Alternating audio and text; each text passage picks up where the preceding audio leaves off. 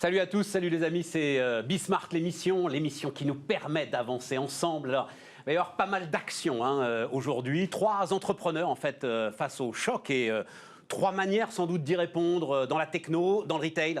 Le retail, c'est quand même en ce moment la vente au détail. C'est quand même en ce moment sans doute le truc le plus intéressant. Puis l'ameublement, le meuble. Là, il se passe quelque chose. Et puis l'expertise, ce sera autour d'Amazon. Vous allez voir ça. C'est parti, Bismart l'émission. Et on démarre avec Stanislas de Bensman, alors co-PDG, j'ai vu ça, vous êtes 2 PDG, Stanislas, à la tête de Devoteam. Oui. Co-PDG de Devoteam.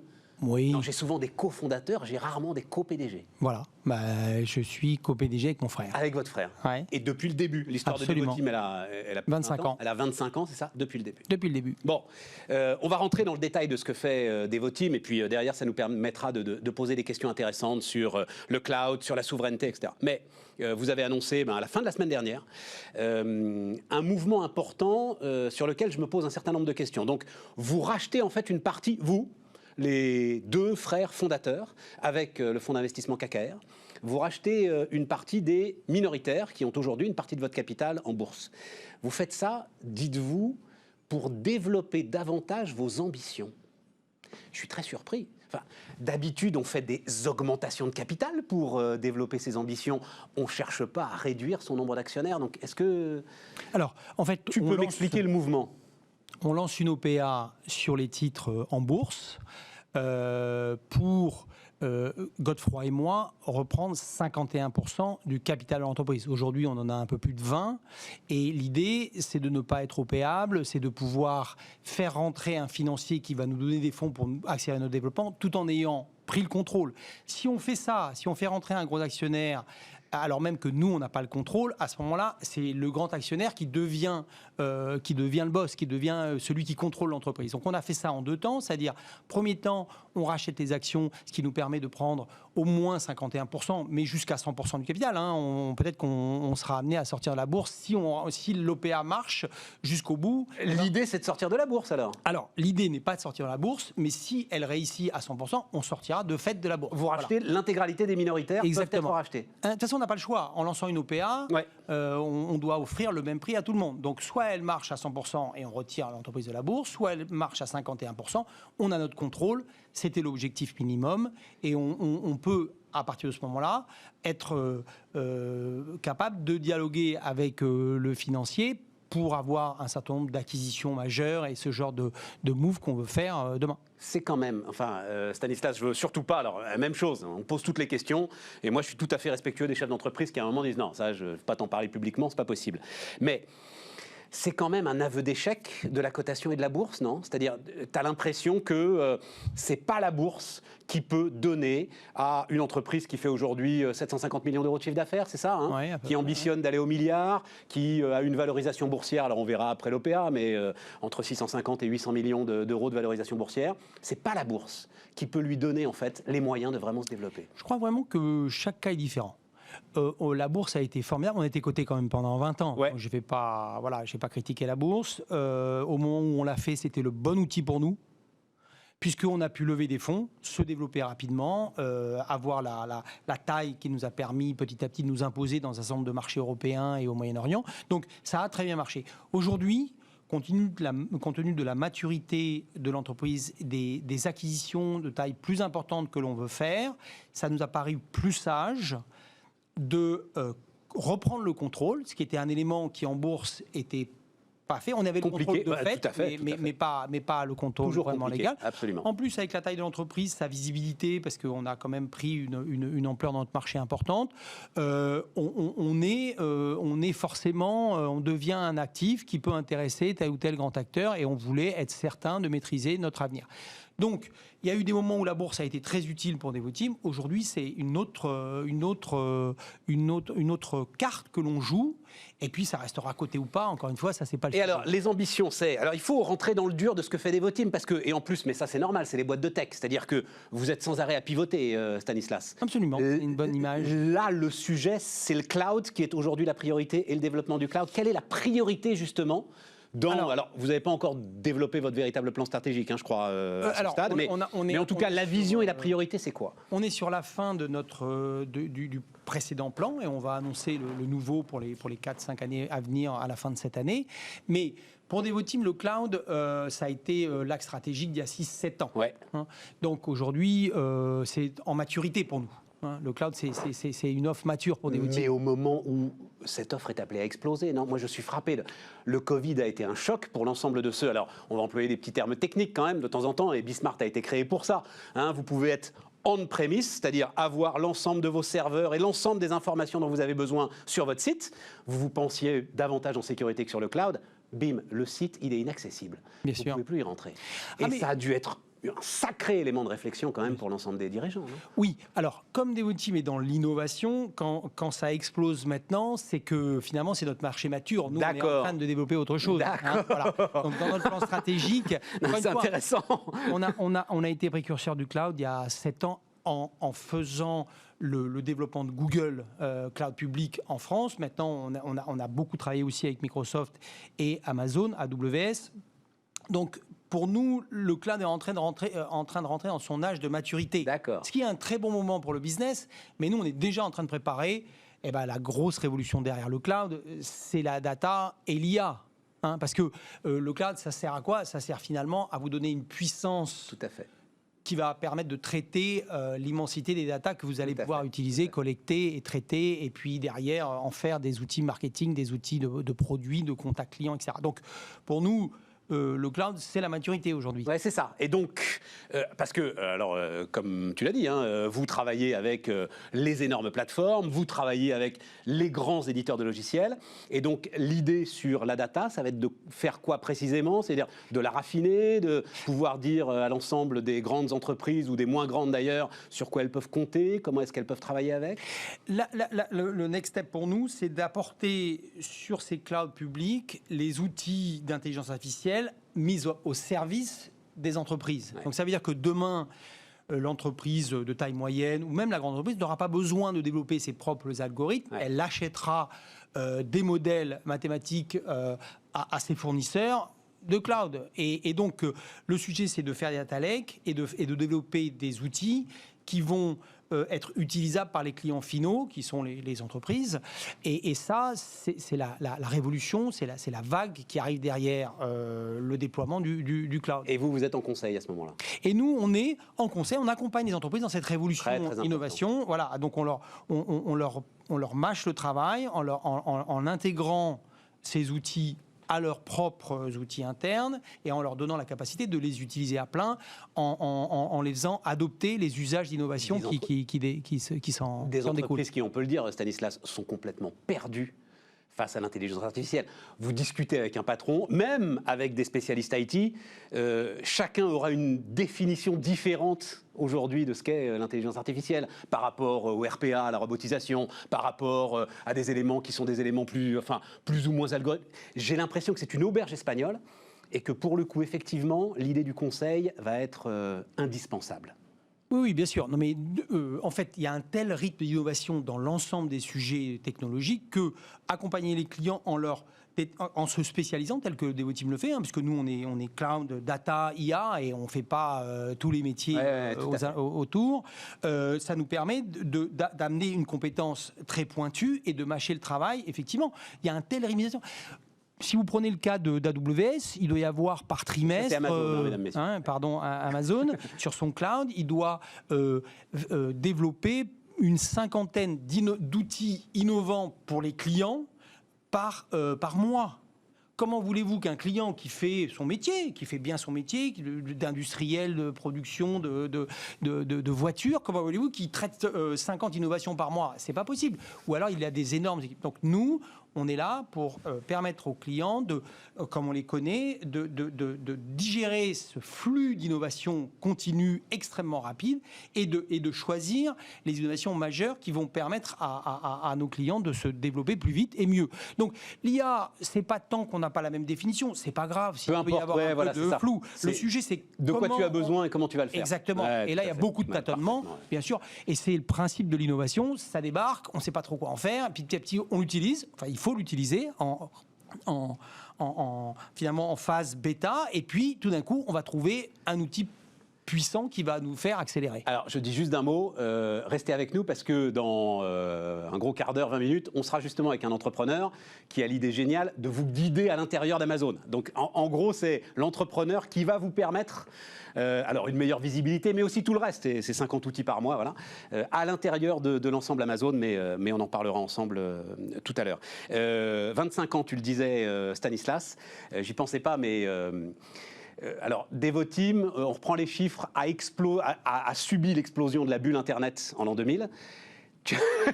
Tu avais une action qui valait 300 € à peu près, c'est ça? Exactement. Et qui est tombée à 3 Absolument. en 3-4 mois. Oui, en quelques mois, absolument. Bon, il y a des entrepreneurs qui ont vécu ça, alors peut-être avec moins d'ampleur, mais qui ont vécu ça là sur ces 2 derniers mois. Comment on réagit dans ces cas-là? Comment est-ce que la boîte, comment est-ce que votre couple même avec ton frère n'a pas explosé? Voilà, alors je pense que, de toute façon, si vous êtes lancé dans l'entrepreneuriat, vous saviez que vous passerez par des phases difficiles. Hein. Il faut toujours savoir qu'après la pluie, le beau temps, mais après le beau temps, il y a la pluie. Donc, on sait, comme entrepreneur, qu'on va vivre des crises. Et les gens qui ne veulent pas vivre ça, il faut qu'ils vendent très vite leur entreprise. Mais ceux qui s'installent avec une vision long terme, comme c'était notre cas, on savait qu'on allait passer les crises. Bon, on ne savait pas que ça serait aussi violent, mais ce qui nous a importé, c'est pas tant la valeur de l'action que notre business qui s'effondrait. Voilà, et c'est ça, le stress, il est là. Et on a dû finalement beaucoup trop tardivement restructurer l'entreprise. À l'époque, on a licencié 20% de nos effectifs. On a eu une espèce d'effondrement de nos revenus et de notre profitabilité. Donc, on a eu peur de disparaître. Du coup, on a réagi, mais encore une fois, l'inexpérience de l'époque nous a fait tarder à réagir. Je pense qu'aujourd'hui, la leçon de tout ça, après on a eu 2008, qui a peut-être pas été aussi grave pour nous, mais qui a été certainement très dur. Et puis cette nouvelle crise. Donc, on commence à avoir un peu de voilà, il faut agir vite, avec lucidité, avec détermination, fort, sans tergiverser. Et c'est en préparant bien la crise, en la traitant bien, qu'on va être capable de rebondir. Oui, mais Stanislas, là, les entrepreneurs qui viennent, que j'interroge, ils sont à l'abri du chômage partiel, en fait. Ils sont tous à se dire, non, mais finalement, ça va, on tient le coup, j'ai le prêt garanti d'État, j'ai le chômage partiel, j'ai la trésorerie qui tient. Et finalement, ils prennent pas, je poserai la question petit à petit, mais je la pose déjà, ils prennent pas énormément de mesures. C'est peut-être très très bien pour l'ensemble de notre marché de l'emploi, mais au regard de ce que tu dis, ça m'inquiète un tout petit peu, parce que peut-être que justement, il n'y a pas de traitement de la crise. Alors, je pense que très concrètement, le gouvernement a bien fait d'empêcher l'effondrement de l'économie en permettant à toutes ces entreprises d'éviter le dépôt de bilan. Et la crise aurait été beaucoup plus grave si on avait vu s'effondrer et disparaître 30% de notre outil productif. Et ça aurait été le cas s'il n'y avait pas eu les aides. Après, moi, le conseil que je leur donne, c'est utiliser le chômage partiel, pas pour attendre, pour vous donner de l'air et pour prendre les actions qui sont nécessaires au rebond. Si vous juste survivez grâce au chômage partiel pendant la crise, vous serez à l'arrêt et vous serez incapable de redémarrer rapidement. Alors, parfois, la vie est comme ça, vous allez avoir la chance qu'on vous laisse un peu de temps pour redémarrer. Tout à fait. C'est pas forcément dramatique. Dans un marché très concurrentiel, il faut mieux pas trop traîner. Et si vous voulez être un acteur qui va être dominant, qui va se développer, qui va prendre une position importante dans son marché demain, il faut mieux pas trop traîner. Tu as fait un peu de politique, Stanislas, et c'est un mystère pour personne. Tu as accompagné de très près, d'ailleurs, le candidat Fillon lors de la précédente présidentielle. Pourfendeur de la dette publique. C'était même le cœur de ce qu'était son programme. Comment est-ce que tu vois, là? C'est donc 250 milliards de dettes supplémentaires, sans doute 100 milliards de plus si le président de la République va au bout de ce qu'il a annoncé. 350 milliards de dettes supplémentaires, peut-être 125 points de PIB. Comment est-ce que tu regardes ça? Alors, je crois que le problème qu'on a en France, c'est qu'on ne fait pas les économies au moment où il faut. Et donc, quand on se retrouve dans la crise, on ne fait qu'accumuler de la dette. C'est normal. Mais il fallait le faire, là? Alors, je pense que autant il y a eu une très bonne réaction de Bruno Le Maire pendant la crise pour sauver notre outil industriel, et ça c'était bien, et ça a été bien fait rapidement, avec énormément d'initiatives qui sont bonnes. Après, la relance, ça c'est une ineptie, il n'y a pas besoin de relance, l'outil n'est pas mort. Il y a des mesures développement de notre économie qui sont simples. Par exemple, la baisse de la fiscalité sur les entreprises qui sont un problème récurrent depuis des années, bien sûr qu'il faut le faire, mais il faut faire les économies en face. Alors, on a le droit, au moment de la crise, de ne pas faire les économies. Encore une fois, il faut bien comprendre que la dette, ça peut servir à être contracyclique. Si vous avez un effondrement de la demande, faire des enveloppes pour supporter l'économie, c'est pas un problème. Si tant est que dès que ça va mieux, vous allez reprendre l'argent que vous avez injecté. Et à ce moment-là, l'État est un amortisseur. Mais oui, mais c'est compliqué de me dire c'est compliqué de me dire de le reprendre. Il est à 0%, c'est de l'argent gratuit. Mais bien sûr, on est même sur un taux d'endettement légèrement. Mais combien de temps ? Mais combien de temps ? On verra bien. Ce qui est pris n'est plus à prendre. Stanislas, la dette qui est mise, elle est mise. Elle est émise, elle est à zéro. Bien sûr. Et alors, l'endettement, il est là quand même. Peut-être qu'il est mis à zéro et qu'il ne va pas beaucoup vous coûter. Mais il faut le rembourser. Il faut le rembourser. Si c'est du déficit, il va falloir vous le rembourser quand même. Jamais un État rembourse jamais. Mais bien sûr que jamais les États remboursent. Mais bien sûr, ils roulent. C'est la dette qui roule. Mais bien sûr, elle peut rouler. Mais il faut qu'il y ait... En fait, le problème de la dette, c'est pas tant le remboursement que la désorganisation de l'économie que ça provoque. Non, je comprends. C'est-à-dire, si on veut un pays riche, si on veut un pays riche, il faut avoir de l'emploi, des revenus, il faut avoir des entreprises qui se développent. Si vous injectez de la dette massivement, en fait, vous déréglez votre économie, donc vous avez plus de chômage et moins de croissance. C'est ça qu'on veut, plus de chômage et moins de croissance. On voit le nouveau Premier ministre qui nous annonce qu'il va mettre la priorité à l'emploi. Combien de fois vous avez entendu ça ? Depuis qu'on est adultes tous les deux. Il y a combien ? Non, en fait, 30 gouvernements qui l'ont annoncé. Il y en a eu un, c'est 1993, François Mitterrand, contre le chômage, on a tout essayé. Le seul qui a semblé à un moment dire j'y arrive plus. Pire, c'est scandaleux. Ouais. C'est le choix de la France pour le chômage. Donc voilà. Donc ce que je dis, c'est qu'un endettement massif, c'est évidemment beaucoup de problèmes que vous intégrez dans l'économie en la déréglant. Ça, c'est la première chose. Donc, on peut approfondir, mais il n'y a pas de doute que vous allez atténuer la croissance potentielle de votre économie et vous allez augmenter le chômage pour plein de raisons de désorganisation. Ça, c'est la première chose. Et la deuxième chose, quand vous accumulez du déficit, eh bien, en fait, vous vous limitez en marge de manœuvre d'investissement. Et quand vous investissez, si vous mettez votre déficit sur des investissements d'avenir, vous pouvez peut-être discuter. Parce que l'État qui décide des investissements d'avenir, c'est une grande discussion qu'on peut partager. Voilà. Mais il y a quelques réussites et il y a énormément. Le retour du commissariat général au plan n'est peut-être pas la meilleure des nouvelles qu'on puisse attendre. Parce qu'ils nous dit avant, on ne réfléchissait pas. Bon, tant mieux qu'ils réfléchissent, je suis content. Mais ils n'auraient pas investi dans le cloud il y a 7 ans, par exemple. Je ne crois pas. Bon, malheureusement. Pour boucler notre entretien. Voilà. Ouais. Donc, je crois qu'il faut que l'État soit un acteur contracyclique qui permette d'amortir les chocs, mais il faut absolument que l'État donne un cadre de liberté aux entrepreneurs et évite de polluer l'économie avec des surtaxations, avec des lois rigides et avec un endettement qui aspire les capacités d'investissement des entreprises. Donc en fait, c'est un mauvais système dans lequel nous sommes. En tous les cas, c'est loin d'être un système optimal pour créer de la richesse et de l'emploi. Et d'ailleurs, on est très endetté depuis maintenant 30 ans et on a un chômage massif qui est un drame social. Merci Stanislas. À bientôt. À bientôt. Stanislas de Bensman, le co-PDG donc de Devoteam, était notre premier invité. On est reparti avec le retail. Alexandra Bois-Auboin. Bonjour Alexandra. Bonjour. Vous dites des gros mots, Alexandra, c'est vrai ? Ah, c'est vache. non, comme ça on est tranquille. Alexandra, elle est rentrée dans le studio, elle a dit mais si je dis des gros mots, vous pouvez couper ? Bah non, on peut pas couper. Donc vous voyez, comme ça on est peinard. Voilà, on est tranquille, on peut dire tous les gros mots de la terre. Vous en avez dit des gros mots quand tout s'est arrêté. Donc, alors, Pomme d'Api. Oui. J'avais une question. Donc, Pomme d'Api, tout le monde connaît la marque Pomme d'Api. Oui. Après, je ne connaissais pas forcément la marque Pomme d'Api comme chaussures pour enfants. Oui. Ça veut dire... Donc, la marque Pomme d'Api originale, c'est chaussures pour enfants ? Alors, en même temps que le magazine, vous avez un magazine chez Bayard qui s'appelle Pomme d'Api, et alors qui s'écrit PO2ME, alors que nous, on est POM. D'accord, et ça n'a rien à voir. Ça n'a rien à voir, ce sont deux classes différentes dans les marques. Donc nous, on a vêtements, chaussures, et eux, et en fait, comme le journal est absolument extraordinaire, ce petit journal Pomme d'Api, toutes les familles, je crois, on cohabite très bien.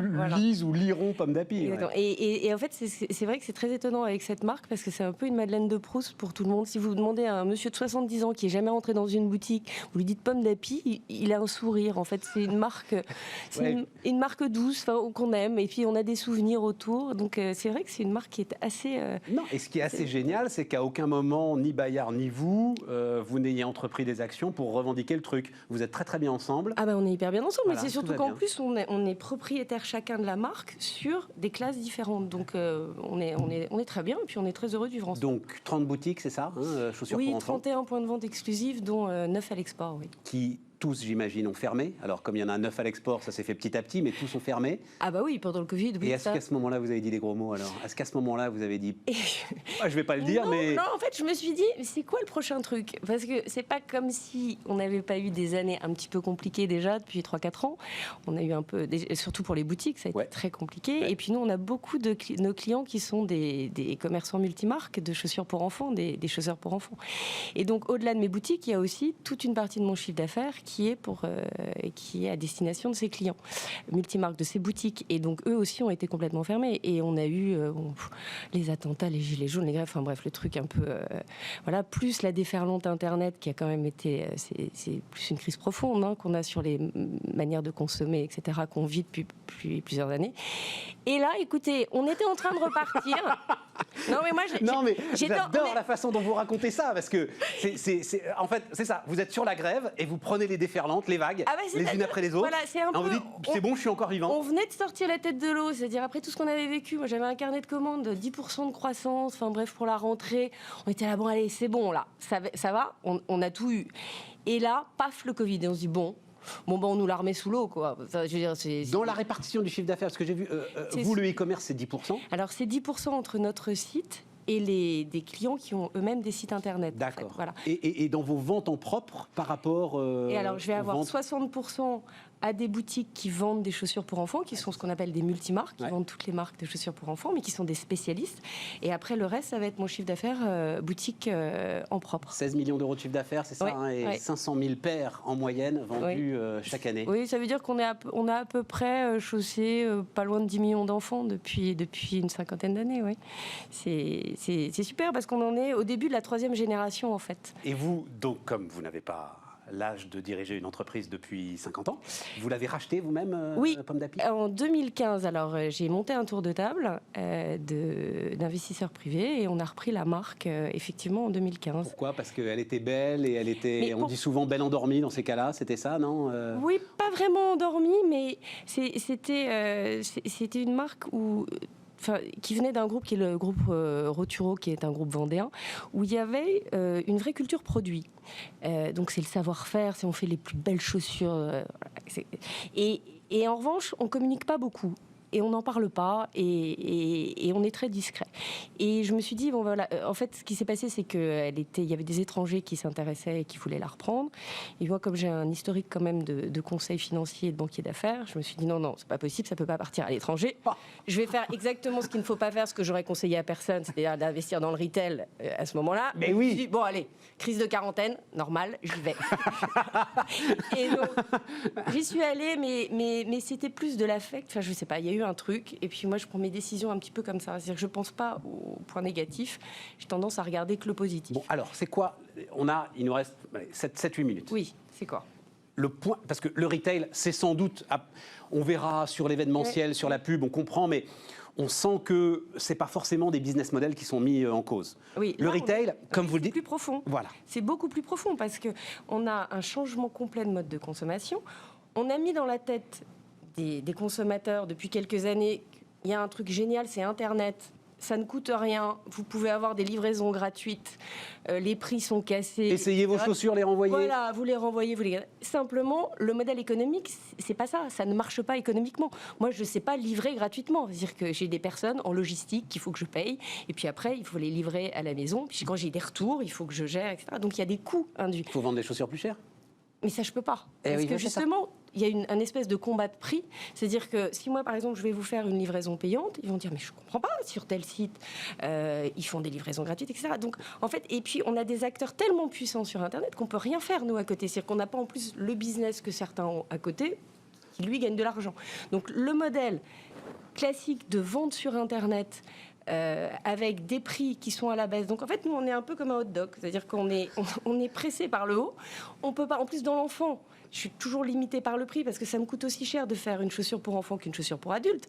Sauf qu'on ne peut pas mettre les mêmes budgets. Enfin, pour l'enfant, on a toujours... Ce qui est normal. Hein, il grandit. Il grandit, etc. Cette petite chose grandit. Voilà, exactement. Surtout que vous démarrez tout petit, c'est les tout premiers pas. Hein, oui, sont les plus importants. Voilà. Et vraiment, c'est tellement important de bien les chausser. Donc, moi, mes plus gros investissements, c'est toutes les collections, c'est le bureau d'études, c'est les nouvelles matières qu'on va mettre, c'est toute la recherche autour de ce pied de l'enfant pour qu'il soit bien chaussé. D'ailleurs, nous, notre ADN, c'est de se dire, enfin, Pomme d'Api, on veut qu'il fasse des grands pas dans la vie. On a envie qu'il commence bien dès le début et qu'il soit bien chaussé. Et voilà. Et donc, c'est vraiment... Et donc, l'idée ce qui est compliqué aussi dans le modèle économique, c'est qu'il y a un moment, c'est soit vous choisissez de vous concentrer sur le produit, parce que vous n'avez pas les moyens d'être bon en produit, d'être bon en communication, d'être bon sur Internet, d'être bon... Vous pouvez pas être bon partout. Enfin, moi, je ne sais pas faire. Hein. Enfin, en tout cas, avec une PME, c'est très compliqué. Du coup, nous, on est resté sur... Allez, on résiste, on ne va pas brader, on ne va pas faire trop de soldes, on va rester sur des périodes, etc. On fait très attention, justement, à ce que notre produit garde sa valeur. Et donc, on a continué à faire un bon produit, à investir dans le produit. Mais je vous avoue que c'est pas facile. Hein. Donc, la communication, oui, forcément, mais moi, je n'ai pas les moyens d'aller... enrichir, enfin, je ne veux pas être négative. Oui, non, mais on comprend tout à fait. Google, Amazon, je ne peux pas. Du référencement, tout ça, etc. Référencement, tout ça, c'est hyper compliqué. Donc voilà, il y a un moment, il faut faire des choix. Nous, pour l'instant, c'est le produit. C'est vrai que si demain, je me disais, bon, bah, pour finir, je leur mets une semelle en caoutchouc, j'arrête la semelle en caoutchouc qui est plus résistante mais qui me coûte 3 fois plus cher, je leur mets une semelle en plastique, ils ne verront pas la différence, etc. Je pourrais y aller. Hein. Il y a une vraie différence entre une semelle en caoutchouc et une semelle en plastique, il y a une vraie différence. Ah bah oui, parce que la semelle en plastique, elle résiste très mal au changement de température. Si c'est chaud ou froid, donc elle va s'abîmer très vite. Moi, ma semelle en caoutchouc, elle vous fait une saison. Donc c'est pour ça qu'en plus, le problème de prix, il est vraiment un peu dommage parce que vous achetez une pomme d'api, elle vous fait la saison. Vous achetez une paire 2 fois moins chère, mais en 15 jours, il n'y a plus de semelle. Comment est-ce qu'on arrive justement à l'ensemble de ces injonctions contradictoires? Comment est-ce qu'on arrive à les résoudre? Et comment est-ce qu'on redonne de la valeur à la boutique, par exemple, et à l'achat en boutique? Mais alors, l'achat en boutique, pour la chaussure enfant, c'est tellement important d'avoir du conseil. Tellement important que... Et puis nous, les responsables des boutiques, mais elles sont extraordinaires. J'ai vu que vous faites de la prise de rendez-vous. Ah oui, tout à fait. Mais ça, c'est dans les effets positifs du Covid. Parce qu'il y a quand même des choses bien dans le Covid. Donc, on a mis en place la prise de rendez-vous. On a d'ailleurs fait des masques pour enfants spéciaux qui sont plus petits pour les protéger. Donc, on vient avec son masque, mais on prend un rendez-vous et on a 20 minutes entièrement avec la boutique privatisée. Alors, c'est pas sur tout le... on l'ouvre. C'est lié au Covid. J'avais pas compris que c'était lié au Covid parce que j'ai trouvé ça super smart. Ah bah oui. C'est le cas de le dire. Exactement, c'est le cas de le dire. Et donc ça peut rester. Mais ça va rester. Ça va rester parce que quand on vient d'avoir un enfant et que, enfin, je sais pas, mais moi quand j'ai eu mes enfants, j'ai dévalisé la pharmacie, c'est-à-dire que c'est devenu ma meilleure amie, la pharmacienne. C'est-à-dire que dès qu'il y a un truc, on se dit, oh là là, et on dépense des fortunes. Hein, ça, c'est comme, c'est comme sur les téléphones portables après, hein, on se pose pas la question. Et entre, il y a la chaussure. Et entre, il y a la chaussure. Mais il faut pas oublier que le premier pas, et c'est pour ça qu'on est aussi, on a un partenariat avec l'Union française pour la santé du pied, parce que c'est hyper important d'être bien chaussé. C'est-à-dire que vous avez les sujets de dos après, les sujets de Jean-Marc, il y a plein de sujets autour du bien chaussé. Vous n'avez pas envie, il n'y a rien de pire que d'avoir mal au pied. Quand vous avez une ampoule au pied, c'est l'enfer. Oui, mais... Quand vous transpirez dans vos chaussures. Oui, mais on n'a pas cette conscience-là pour un marmot qui a 3, 4, 5 ans, quoi. Voilà. Alors qu'on l'a quand il vient de naître et qu'il faut aller lui acheter un lait en poudre, je sais pas quoi, à tel endroit, ça on le fait. Mais la chaussure, c'est hyper important. Et en fait, c'est vrai qu'il faut qu'il y ait aussi une prise de conscience autour de ça. Nous, on a toujours... Mais dans des points même tellement extrêmes, enfin, on fait essayer nos chaussures aux enfants de l'école à côté. On fait des études, mais des tonnes d'échantillons pour vérifier que la voûte plantaire est bien respectée, que la tige va être comme il faut. On retrouve des matières, là on est sur des matières écologiques en cuir de pomme, avec des choses hypoallergéniques. Enfin, on va trouver des trucs... on n'a pas le temps. Je ne savais même pas que ça existait, le cuir de pomme. Du cuir de pomme. De pomme. Au lieu de partir de la vache, on part de la pomme. Mais j'ai vu, et là aussi, on en parlera tout à l'heure, moi je fais pas une... Enfin, il ne faut pas, voilà, il ne faut pas faire une obsession du Made in France. Et vous dites, à un moment, il y a des trucs qui ne sont pas possibles dans les prix pour que nos prix restent accessibles. si vous vouliez faire... Oui, voilà. Déjà, faut être très clair. Hein. Si vous voulez faire tout Made in France, il n'y a que le luxe qui peut se le permettre. Ouais. Citez-moi des entreprises... d'autres marques qui arrivent à vous dire j'ai des usines en France, je produis mes chemises en France, mes pulls, etc., etc. Globalement, c'est que le luxe. Ce qui est important pour moi dans le Made in France, c'est le savoir-faire. C'est-à-dire, c'est de contrôler le produit, de l'achat des matières jusqu'au consommateur final. Et c'est là où nous, on a notre savoir-faire. C'est-à-dire que le bureau d'études est en France.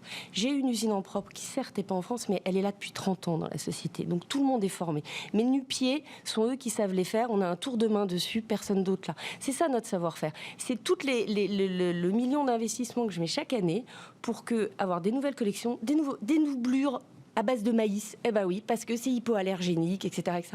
C'est toute cette recherche-là. Donc si j'enlevais cette partie-là, bah oui, je peux acheter du produit fini comme beaucoup, hein. Mais simplement, j'irai pas contrôler mes matières. Je ne sais pas comment elle aura été faite, la chaussure. Et je n'aurai en plus pas l'avantage des boutiques, c'est que j'ai le rendu du consommateur, ce qu'il en pense. Oui, tout à fait. Et pour moi, c'est ça le savoir-faire français. Malheureusement, on est au bout, Alexandra, mais vous reviendrez parce que tout ça est absolument passionnant. Sur la résistance de la boîte pomme d'api, c'est chômage partiel, prêt garanti d'État, vous avez tiré tout ce qui était tirable. Évidemment qu'on a fait chômage partiel, mais à l'échelle de petites équipes comme nous, moi, vous pouvez mettre... Il y a 3 millions de boîtes qui sont à l'échelle de petites équipes comme vous, Alexandra. Ce que je veux dire par là, c'est oui, on l'a fait, le chômage partiel. Heureusement qu'on a eu le PGE, bien évidemment, mais ça reste de la dette qu'il faudra rembourser. Ce que je veux dire, c'est que moi, aujourd'hui, je ne sais pas ce que je serai en septembre-octobre. Je ne sais pas, en fait. Parce qu'il peut encore se passer quelque chose, qu'on est de toute manière un secteur fragilisé, et que cette crise est venue alors qu'on était déjà fragile. On aurait été plus costaud, je vous dirais, bon, ok, mauvaise passe, il peut s'en passer. Là, je ne sais pas. Moi, j'ai pas de boule de cristal. Je me dis tous les jours, tant qu'on est vivant... parce que je veux me servir de cette compétence, l'ancienne banquière d'affaires, si on lui dit, on transforme la dette en capital, en quasi-fonds propres, intéressant. Je prends. Enfin, ça dépend de qui vous mettez comme actionnaire derrière, mais si c'est BPI, ça ira très bien. Oui, ce sera forcément sous le contrôle de BPI d'une manière ou d'autre, mais ce serait une bonne solution. Oui, ça pourrait être une bonne solution. Pas mal. Hein. Mais en même temps, j'aurais envie à l'actionnaire de lui dire que je vais lui rapporter de l'argent un jour, donc il faudra quand même que mon modèle économique il marche et il fonctionne. Donc ça sera toujours des solutions de court terme. Moi, ce que j'aimerais, c'est un modèle économique de long terme qui soit rentable et qui me permette de continuer à être une marque qui est même vendue au Liban, qui est vendue au Kazakhstan, parce que même à l'étranger, c'est une belle marque française, quoi. Voilà, donc... donc je vous dis, un PGE, ça reste de la dette. Et donc, il faudra la rembourser. Pomme d'api avec nous. Il faut davantage communiquer. Alexandra, vous êtes formidable. Voilà. Pomme d'api était avec nous. On marque une pause. On se retrouve dans un instant. On repart. Donc, il est là. Alors, j'en parlais avec Stanislas de Bensman. Bonjour, Raphaël Guetsch-Pignol. Bonjour, Stéphane. Donc, j'en parlais avec Stanislas de Bensman, qui travaille sur le cloud de Amazon Web Services. Je disais, on va recevoir un entrepreneur. Je ne savais même pas que ce métier existait. Voilà. Un entrepreneur qui vous guide dans le monde d'Amazon.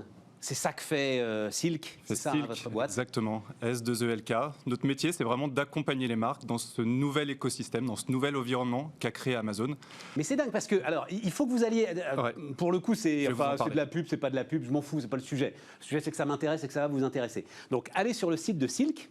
Vous allez voir, c'est quand même très étonnant. C'est-à-dire que vous faites un audit complet de la façon dont le marchand se comporte sur Amazon, de ce qu'il fait, de ce qu'il ne fait pas. Et vous lui donnez, j'imagine, les bonnes pratiques, les quelques tricks pour performer sur Amazon. C'est ça le truc, hein, ce que vous faites. C'est exactement ça. Amazon, il faut comprendre, c'était le petit libraire en ligne qu'on a connu depuis de nombreuses années, et c'est plus ça aujourd'hui. Aujourd'hui, c'est ce méga écosystème qui est complexe et qui a un nouveau monde complet pour les marques. C'est Amazon Imperator. Hein, voilà, c'est comme ça que j'ai sous-titré notre interview. Non mais, pourquoi est-ce qu'Amazon, parce que visiblement vous avez même le label Amazon, pourquoi est-ce qu'Amazon tolère d'une certaine manière que l'on apprenne à prendre des raccourcis, parce que c'est ça que vous proposez aux marchands, à l'intérieur de l'ensemble de son écosystème? Amazon a construit un modèle qui est basé sur des algorithmes, sur des systèmes. C'est-à-dire qu'aujourd'hui, on est plus sur du retail offline qui était connu par les industriels, par les grandes marques depuis 40 ans. Ou pour simplifier un petit peu, c'était de la relation commerciale. Il fallait avoir une force de vente, positionner ses produits dans des rayonnages. Un bon produit et des bons vendeurs. Exactement. Aujourd'hui, sur Amazon, tout ça, c'est terminé. Aujourd'hui, les marques dépendent d'algorithmes et elles doivent comprendre comment ces algorithmes fonctionnent. Pour être positionnées dans les premières pages des résultats de recherche, c'est exactement comme Google. Si vous pouvez créer votre page produit sur Amazon, vous avez 600 millions de pages produits. Si vous êtes à la 10e, 500e ou 2000e page, il ne se passera absolument rien pour vous, vous n'avez pas de business. Donc comment est-ce que vous faites en sorte de remonter sur ces premières pages des résultats ? Eh bien, il va falloir comprendre les algorithmes et les signaux que les algorithmes vont capter pour vous faire remonter. Mais alors, si je prends l'exemple de Google, c'est vrai qui est mieux connu. Le référencement sur Google est mieux connu. Donc, mais il se trouve qu'un de mes gamins a fait ça, donc je suis rentré dedans pour voir comment il faisait. C'est quand même tricher avec le système, qu'on le veuille ou non. C'est créer ici ou là des faux sites qui vont renvoyer sur votre site, créer du trafic artificiel, etc. Enfin bref. Alors là, vous touchez aux pratiques qu'on appelle de black hat, qui sont justement, comme vous dites, de jouer un peu négativement avec le système. Nous, notre métier, c'est de dire, OK, on sait qu'Amazon va vouloir faire remonter les produits qui sont les plus pertinents pour son client sur une recherche donnée. Et qu'est-ce qu'Amazon va prendre en compte ? Une multitude de facteurs. Il va regarder votre prix, il va regarder votre disponibilité de produits, il va regarder l'historique de vos commandes, il va regarder la satisfaction de vos clients, il va regarder les montants que vous investissez, il va regarder l'argent, la marge qu'Amazon va générer. C'est un ensemble et une multitude, le SEO, la construction de votre page produit, etc. etc. Donc c'est des dizaines, des centaines de points, d'attributs qu'Amazon va analyser. Et donc nous, notre métier, c'est d'analyser l'ensemble de ces attributs. On a construit les outils pour ça, justement, parce qu'il y en a tellement, et c'est tellement mouvant, c'est dynamique, parce que la recherche aujourd'hui, et c'est ce qu'on dit beaucoup à nos clients, quand vous êtes chez Carrefour ou quand vous êtes chez Sephora, vous négociez avec votre acheteur, avec votre magasin, votre emplacement dans le rayonnage. Et il est fixe, il dure pendant plusieurs mois, parfois plusieurs années. Sur Amazon, toutes les 15 minutes, ça change.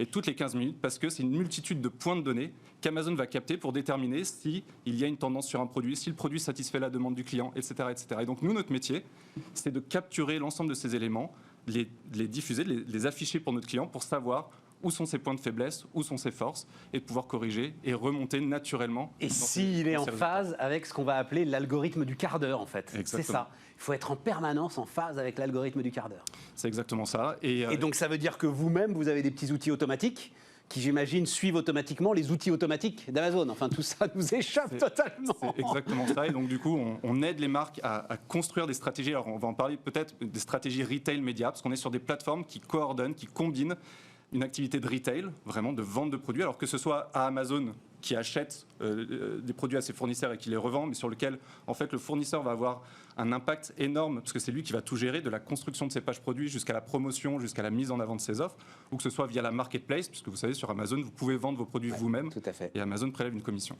Et donc nous on va combiner un outil qui nous permet justement de capturer tout ça et de montrer cette information à nos clients.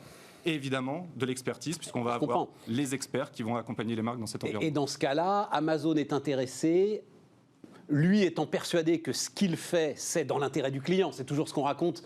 C'est vrai ou pas, ça d'ailleurs, qu'autour de la table du conseil d'administration, Jeff Bezos impose une chaise vide, c'est la chaise du client. Hein, c'est la fameuse rumeur où effectivement il y a quelques éléments comme ça chez Amazon. Voilà, c'est ça. Donc lui, il est persuadé que de toute façon, il fait ce qu'il y a de mieux pour le client, et donc il est intéressé à ce que vous mettiez l'ensemble des marchands de l'écosystème en phase avec ce que lui veut et ce que lui fait. Voilà, c'est ça.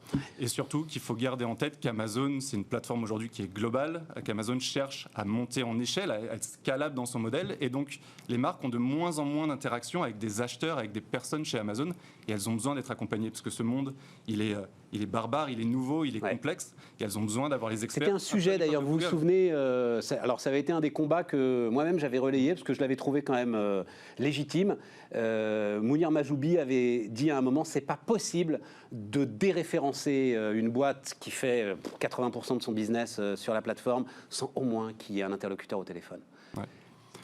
C'est vrai quand même, non ? C'était un truc assez légitime. Oui, et ça devient un sujet d'ailleurs pour Amazon, on le voit hein, sur les sujets d'antitrust qui sont en train de naître aux États-Unis, qui sont en train de naître en Europe aussi, parce qu'Amazon est devenu tout simplement trop gros. Ouais, on voit le digital qui pèse aujourd'hui 10-15% du retail, et qu'à l'intérieur de ce digital, Amazon, dans les pays les plus matures, aux États-Unis, en Angleterre, représente 50% du e-commerce. En France, selon les sources, c'est 30-35% du total du e-commerce qui est fait par un acteur, Amazon.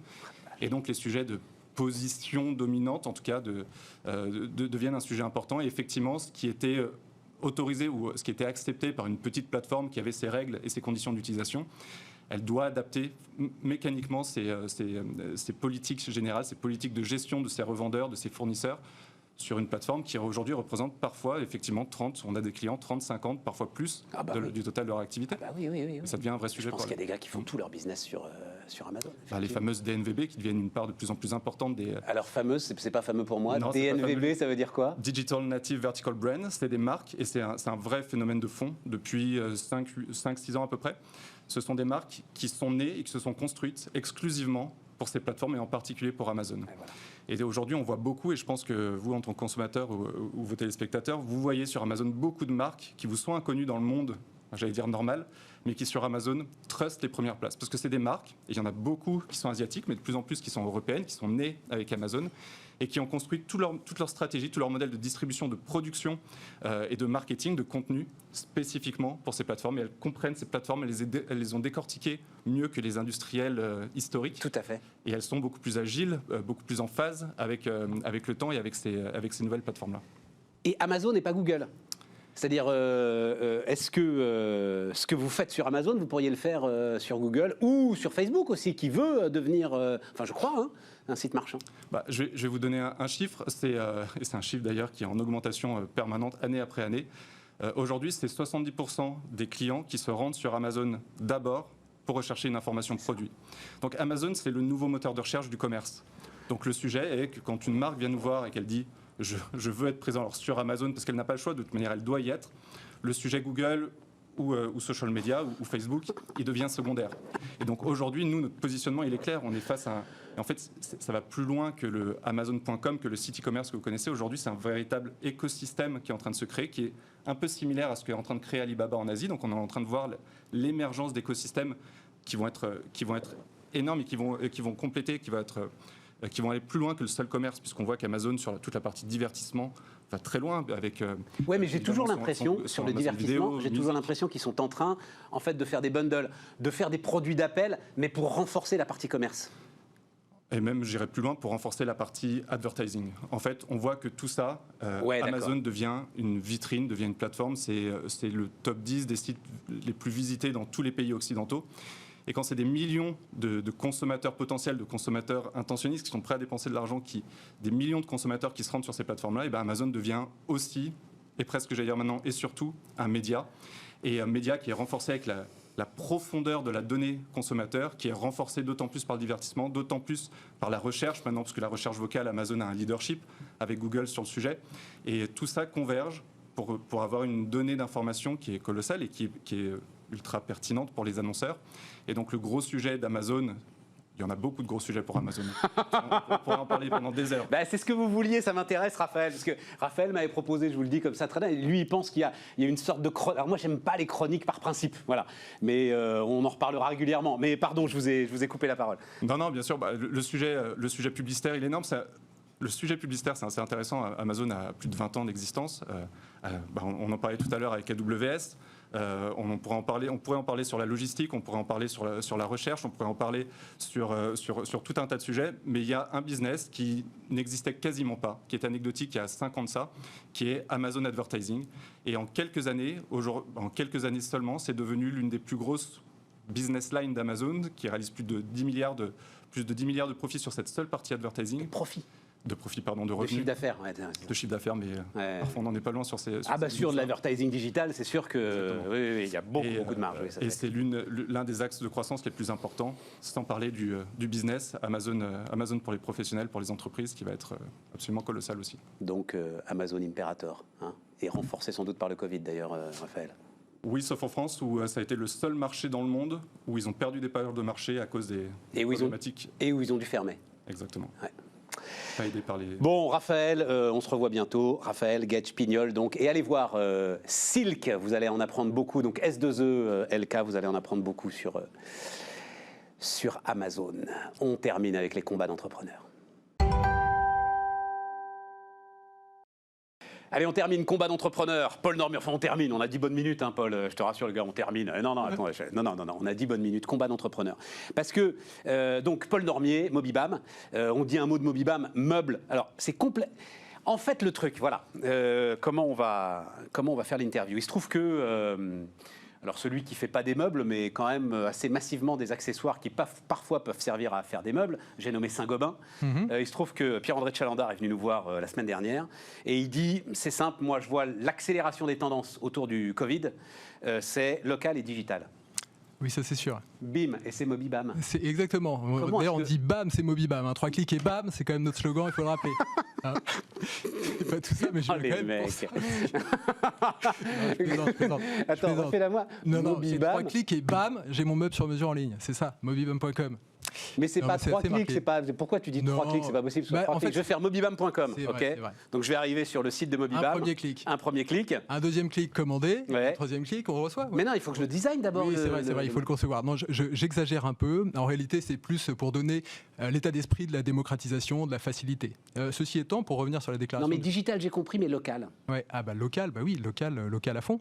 En fait, si tu veux, ce qui se passe en ce moment avec le Covid, je vois ça vraiment. Alors, j'ai un peu l'impression d'avoir raison un peu en avance, parce que jusque-là, tout ce sur quoi on était... Il y a suffisamment de gars qui ont tort, qui disent qu'ils ont eu raison avant tout le monde, tu peux le dire, vas-y. On peut le dire, et puis ça a été un tel combat que là, prendre un peu les fruits, ça fait plaisir. Parce que, si tu veux, quand on a lancé ça en 2016, on était sur une tendance sympathique oui, c'est vrai qu'il faudrait faire Made in France, oui, c'est vrai qu'on pourrait donner le pouvoir de conception à l'utilisateur final. C'est sympa, mais sur ce marché du rangement, il y a une telle croissance, les modèles traditionnels fonctionnent déjà si bien qu'il n'y a pas d'urgence. On n'a pas vraiment besoin de se remettre en question. Et là, c'est plus la question de savoir s'il faut se remettre en question. On se prend un tsunami, un raz-de-marée qui vient balayer tout notre écosystème. Et tout d'un coup, ceux qui ne misent que sur des points de vente... C'est pas un tsunami. Alors, fais attention, parce que je crois que tu es en train de défoncer le micro, en fait, avec ta passion. Là, voilà. c'est pas un tsunami, un raz-de-marée pour toi. Au contraire, Pierre-André de Chalandard, il me disait aussi, quand vous avez passé 2 mois à tourner en rond dans votre appartement, vous avez des envies d'aménagement. Vous avez eu le temps d'y penser. Oui. Est-ce que tu en profites de ça? C'est énorme. Enfin, Ah oui, c'est ça. Alors, 2 mots sur l'impact du Covid nous concernant. On était sur un rythme où on battait un nouveau record de chiffre d'affaires tous les 2 mois. Alors, on misait pas mal sur l'omnicanal pour 2020, d'accord, l'ouverture d'un certain nombre de points de vente chez des partenaires. Pourquoi tu as besoin de points de vente, toi? Parce que, en fait, j'accepte, je ne suis pas sectaire, je prends tous les comportements d'achat possibles. D'accord. Et à mon avis, c'est comme ça qu'on construit construit la résilience. Mais comme ils sont sur mesure, tes meubles, comment, enfin, le point de vente par rapport aux sur-mesure, oui, des modèles de démonstration, on va dire ça. C'est ça, on vient toucher un morceau de panneau, on vient discuter avec quelqu'un en live, peut-être qu'on repart avec un morceau d'échantillon. D'accord. Donc ça, c'est aussi important. Donc on avait énormément misé sur 2020, sur ce déploiement avec un partenaire d'envergure qui est Leroy Merlin, où on avait 3 points de vente l'année dernière, et là, maintenant, on en a 12. Et tout d'un coup, du jour au lendemain, on a un cas de Covid à Station F, nos bureaux. Donc, je ferme les bureaux, tout le monde passe en télétravail. Ensuite, on a les usines qui ferment, on a les transporteurs de meubles qui s'arrêtent et on a tous les points de vente, le BHV, tous les points de vente Leroy Merlin. Je sais pas ce que veut dire, comme tout le monde. Exactement. Et donc, chômage partiel, PGE, trésorerie, et tutti quanti. Voilà. Quoi. Donc, exact. Mais ce qui s'est passé pour nous, alors, il y a aussi le trafic en ligne sur les 15 derniers jours du mois de mars, où ça s'effondre, ça se divise par 2. Et là, je commence à avoir très peur en me disant, bon, mais qu'est-ce qui se passe? On est atteint sur tous nos canaux de distribution. Ouais. Donc, on finit le mois de mars à faire -10 VSN -1. Donc, on est là, on est quand même un peu secoué par rapport à... Vas-y, accélère, passe au mois de juin quand même, parce que sinon, on ne va pas y arriver. Ok. Avril, +30, mai, +85, 430 000 € de chiffre d'affaires, c'était quand même sympa. Et juin, comment ça? 180% de croissance. Par rapport à juin 2019? Mais oui, bien sûr. Et tout d'un coup, en mai, en fait, on avait effacé l'impact du Covid. Terminé, un lointain souvenir. Imagine s'il n'y avait pas eu le Covid, ce qu'on aurait fait. Bah non, parce que tu n'aurais pas fait plus 185%, parce qu'on n'aurait pas tourné en rond dans l'appartement pendant 2 mois à se dire, si on changeait la bibliothèque, ça serait quand même pas mal, on gagnerait 3 mètres carrés. C'est vrai que là, tout d'un coup, on a du temps, on dépense rien, on n'a pas de vacances. Ouais. Du coup, on se dit, ce problème d'aménagement que j'ai depuis longtemps, c'est peut-être le moment de m'en occuper. C'est dommage, je peux pas aller en magasin. Tiens, si je tapais meubles sur mesure sur Internet, mobibam.com en premier résultat, ça a l'air sympa, voilà. C'est comme ça qu'on récupère. Si je tape meubles sur mesure sur Internet, c'est Mobibam qui tombe en premier. Oui, en vrai. Ça coûte cher ça ou c'est juste que non? Non, ça c'est un magnifique travail de référencement naturel. Ouais. Et d'ailleurs, si tu tapes mobibam.com meubles sur mesure, le premier résultat c'est nous, et le deuxième c'est Leroy Merlin qui parle de nous. On est aussi dans une relation de partenariat avec des distributeurs qui font de sacrées barrières à l'entrée. Voilà. Donc là j'ai un moment de d'excitation importante. Peut-être, je ne sais pas si c'est perceptible.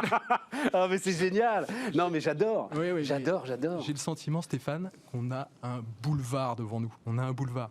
La seule chose qui va nous permettre de vraiment rouler à fond sur ce boulevard, c'est la ressource. On augmente la ressource. On a quand même finalisé un petit bridge, une augmentation de capital intermédiaire en plein Covid.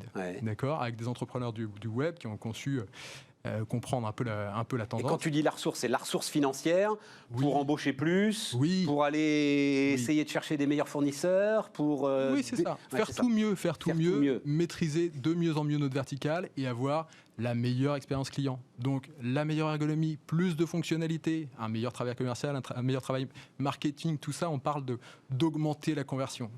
Tu penses que tu peux te faire disrupter par alors soit un petit acteur, soit un gros acteur qui tout à coup se dirait c'est vrai qu'il a eu raison lui et on va essayer de faire le truc vite fait. Alors un petit c'est notre histoire. Ouais. Un gros, j'y crois pas une seconde. Moi non plus.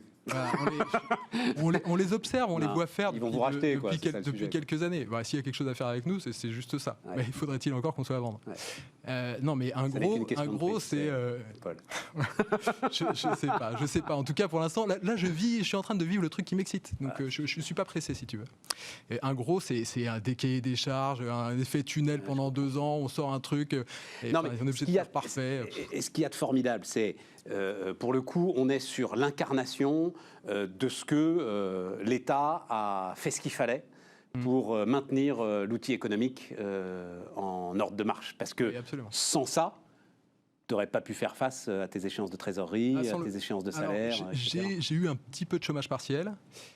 J'ai pas encore obtenu de PGE, mais en fait pendant ce temps, moi j'ai fait une augmentation de capital. Ouais, d'accord. Voilà, et puis je suis sur un rythme où, si tu veux, quand je fais un mois de mai comme ça, je gagne de l'argent en fait. Voilà.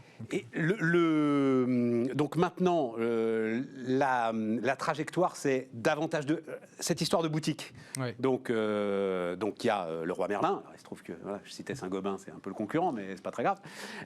Donc il y a le Roi Merlin. Donc c'est quoi? C'est des corners Mobibam qui sont au sein des Leroy Merlin. C'est ça. Et derrière, tu vas commencer à investir dans des boutiques en propre. Non, je ne vais pas investir dans des boutiques en propre. Moi, j'aime beaucoup le système qu'on a avec le Roi Merlin.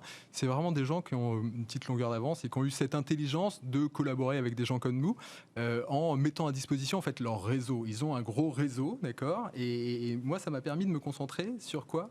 Sur le produit. J'ai pas de ressources. Je suis une petite start-up. Je suis sur un sujet qui est quand même compliqué à financer parce que tout le monde cherche le monde du VC classique, c'est le coût marginal zéro, c'est la pure start-up où d'un coup j'ai effacé mes coûts fixes et bam, c'est plus que du résultat. Nous, on est un peu différent. On a cette digitalisation jusqu'à une étape de production, mais derrière, il faut produire, il faut livrer. Elle est externalisée, la production, c'est-à-dire que tu contractualises avec des industriels, spécialistes du meuble, qui travaillent pour toi en marque blanche, classique quoi. Ouais, classique. 2 acteurs en France, mais j'exclus pas demain d'avoir une partie de la prod qui soit intégrée. Et t'imagines une start-up qui crée une usine en France? C'est sympa ça. Hein, mais oui. Voilà. Déjà qui en fait vivre. Non, mais ce serait, oui, effectivement, ce serait formidable. Alors, j'en connais quelques-unes quand même aujourd'hui qui. Non, mais c'est formidable. J'en connais quelques-unes. Après, la question que tu vas te poser toi, parce que j'ai vu des montées en croissance comme ça, c'est que tu vas être avec des industriels. Il va falloir qu'ils te fassent confiance. C'est-à-dire que toi, tu vas leur amener des perspectives de croissance qu'ils vont peut-être pas partager. Et c'est là où les discussions peuvent être un tout petit peu compliquées. Voilà aussi pourquoi un modèle comme Mobibam est particulièrement complexe à mettre en œuvre. C'est que je commence, j'ai rien, je suis dépendant du dev, j'ai juste une idée, on se dit tiens on va aller faire ça sur Internet. Sauf que j'ai pas de développeur, je connais rien au développement, j'ai pas d'usine, et c'est quoi? J'ai que une force de conviction d'aller chercher les uns et les autres. Alors attends, parce que j'avais encore une question et il nous reste 1 minute, c'est concentration, la but Conforama.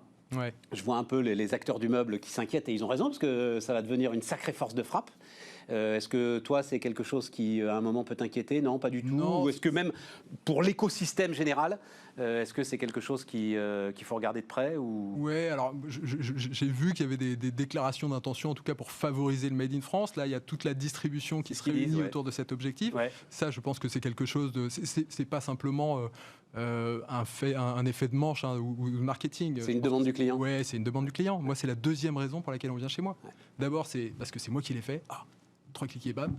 Ouais, c'est ça, c'est moi qui l'ai fait. C'est-à-dire qu'il faut bien comprendre que c'est nous qui prenons les mesures. Enfin, évidemment sous surveillance, mais globalement, on le fait ensemble. On prend les mesures et derrière, le client va choisir hauteur, largeur, profondeur, tous les aménagements intérieurs. La première raison, c'est moi qui l'ai fait. La deuxième raison, c'est fait le Made in France, exactement. Donc ça, qui t'a payé plus cher? Eh ben non, parce qu'en fait, moi, si tu veux, ce qui est intéressant depuis le début, c'est que je fais pas ça parce que je serais là pour préserver une filière en déconfiture. C'est pas ça. Je fais ça parce que c'est possible, c'est plus efficace, c'est plus de qualité d'expérience. J'ai des concurrents qui passent par 15 fournisseurs, mais c'est l'enfer du SAV, c'est l'enfer des coûts opérationnels. C'est perdant à terme. Voilà, je pense qu'on a le bon chemin. Mobibam, le dernier de nos invités. On se retrouve lundi, les amis, pour l'émission qui nous permet d'avancer ensemble.